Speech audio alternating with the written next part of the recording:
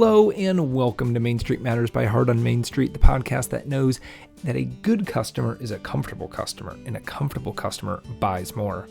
I am your host, Patrick Keiser.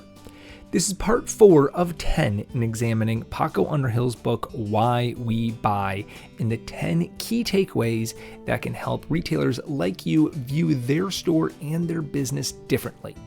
In the first 3 episodes, we explored how the store experience begins outside, the decompression or transition zone that exists once a customer enters, and then the natural tendency for customers to gravitate to the right within a store and what that means for the retail store. In many ways, Why We Buy focuses on store layout and visual merchandising to make the shopping experience more appealing. But all of these elements boil down to creating a better customer experience.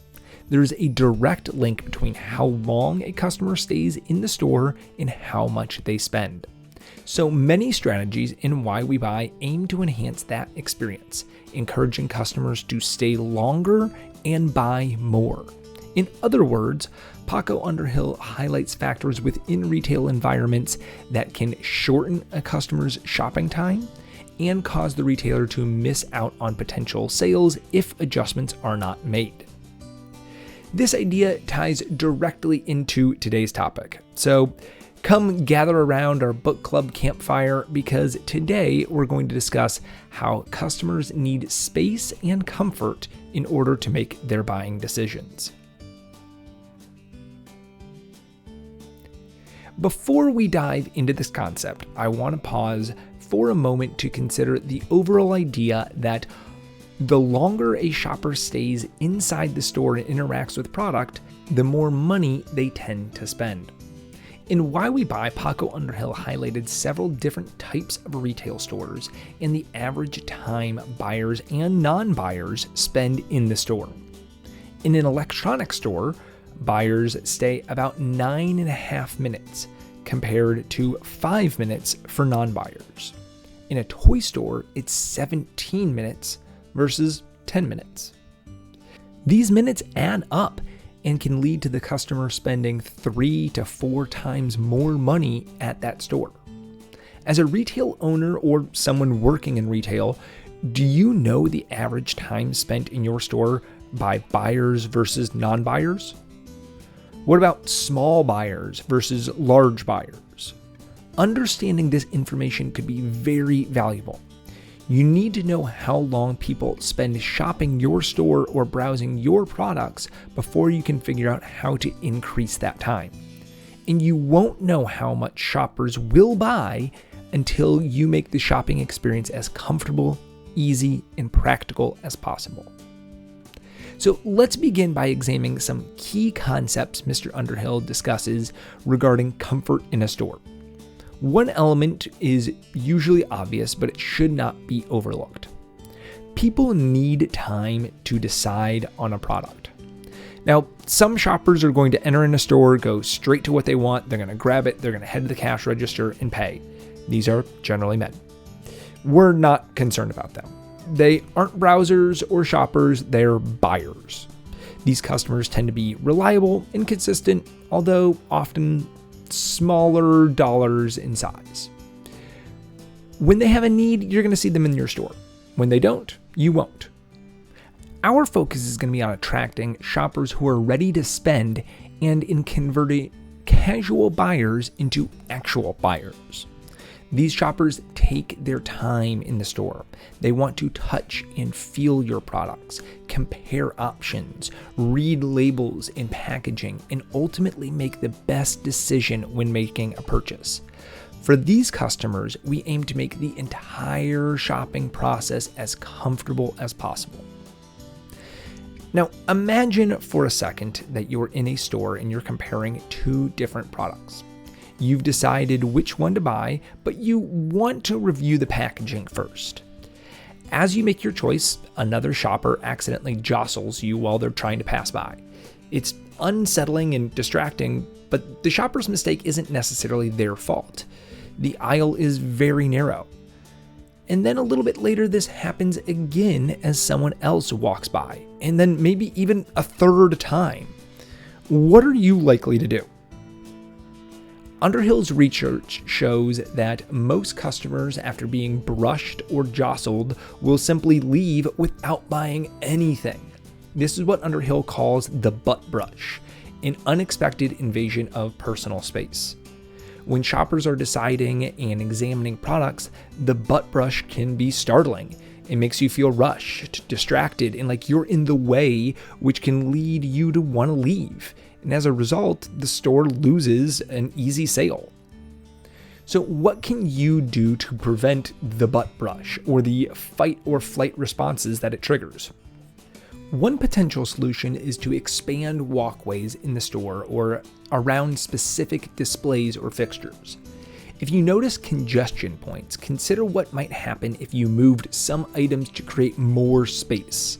Sometimes you can even remove displays entirely to open up more room for customers to walk and browse.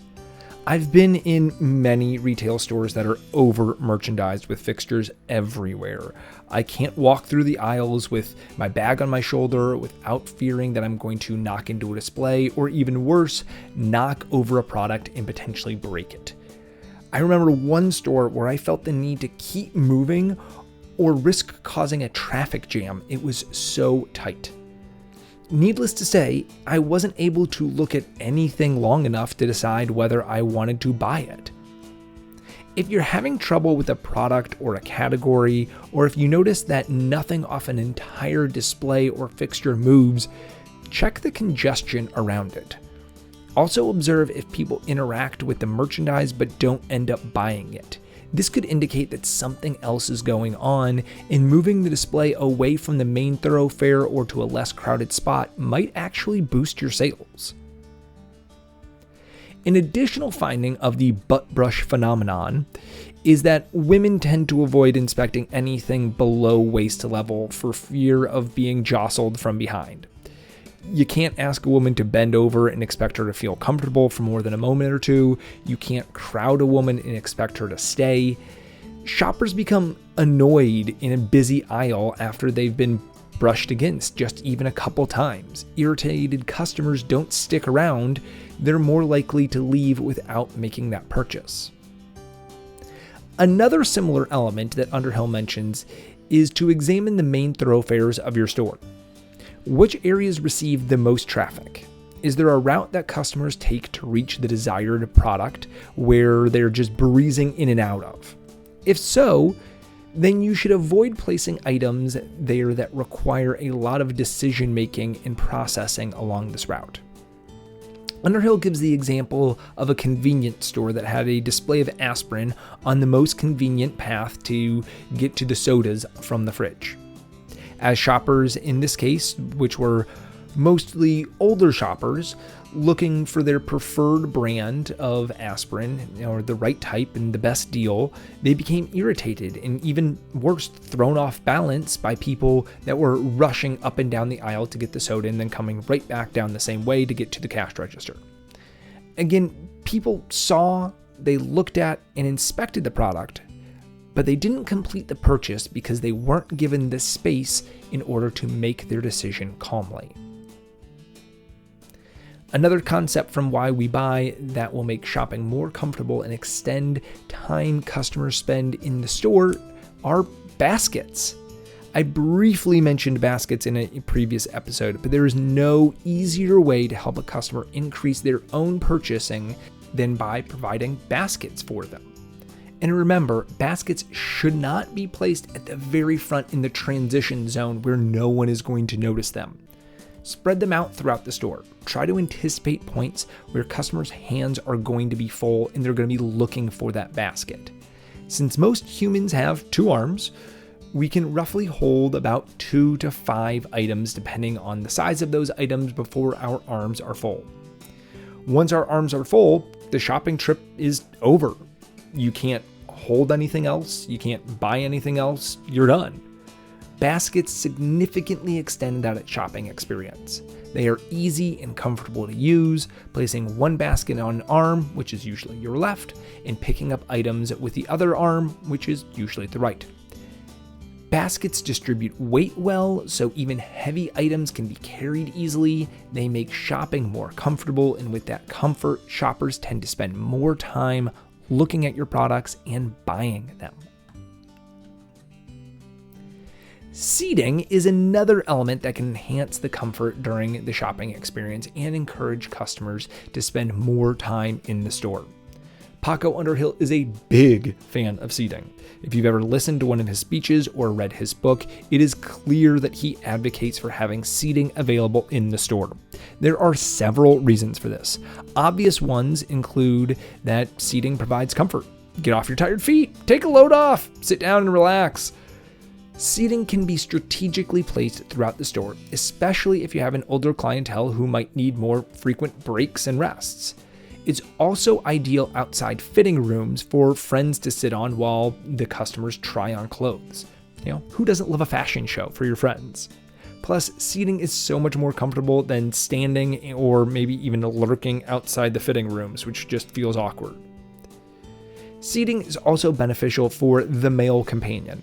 Let's face it, men are not great shoppers. They often prefer to not participate in the shopping process. They can be a distraction and an irritation during shopping. Shopping with a male can significantly reduce the shopping time because they tend to be a burden to the female shopper. They would rather sit and look at their phones while the female partner explores. So let them. Provide them a place for them to sit while the female shopper, most likely your target audience anyway, can browse freely, they can pick up products, they can compare items, they can try things on.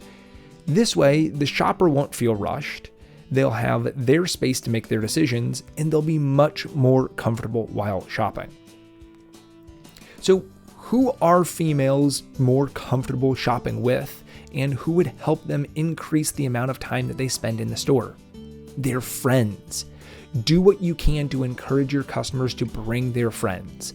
Not only does this introduce potential new customers to your store, but when two women shop together, they become a shopping powerhouse. They will spend more time, explore more items, try on more things, and spend more money than a single shopper would. Interestingly, when a woman shops with a friend, they're also more resilient to negative shopping factors like the butt brush because they have support. Retailers can try promotions like bring a friend, get a discount, or even just that seating outside the dressing rooms to encourage group shopping.